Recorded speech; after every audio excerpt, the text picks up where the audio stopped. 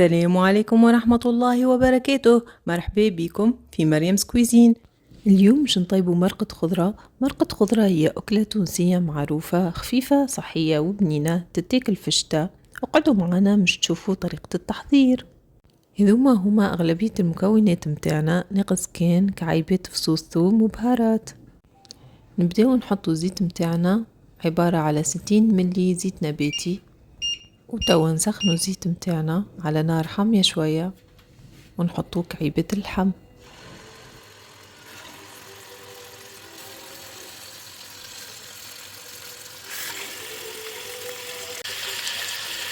بعد ما حطينا اللحم البقري نحاولوا نقليوه من الجهتين بهالطريقة.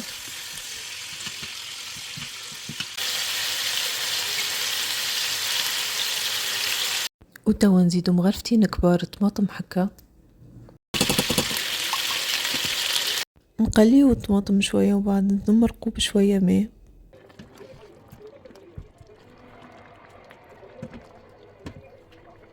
توا نزيدوا شطر كيس لوبيا، الكيس عبارة على 250 ملي، ومن بعد نزيدوا كيس حمص. توا نمرقوا حتى لين كعبات اللحم الكل تلقاهم غاطسين في الماء. توا نخليو الأكلة تطيب لمدة ساعة ونغطيوها بهالشكل. توا نزيدو الخضرة متاعنا، كعب بصل، كعب سناريا، شوية كلافس، نخليوهم يطيبوا لمدة درجين تقريبا. توا نضيفو البهارات متاعنا، مغرفة صغيرة ملح، مغرفتين كبار فلفل أحمر، مغرفة كبيرة تابل وكروية، مغرفة صغيرة كركم. توا نزيد كعبتين بطاطا قصيتهم كما قصيت السناريا، ومن بعد نزيدو ربطة معدنوس ونزيدو ربطة سلق. نحركو كل شيء مع بعضه بهالطريقة.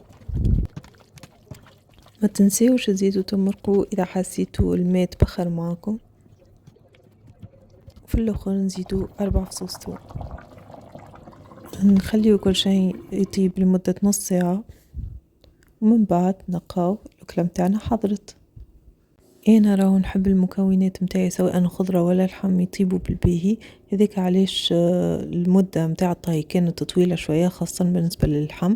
واذا تحبوا تسرعوا شوية عملية الطهي تجموا تستخدموا كوكوت. ان شاء الله تكون عجبتكم تبارت اليوم. اذا جربتوا هذه الوصفة ما تنسوش تحطوا لي كومنتير، واذا عجبكم الفيديو عملوا لي لايك وسبسكرايب وفعلوا الجرس، وان شاء الله نشوفكم في فيديو جديد. سلامة.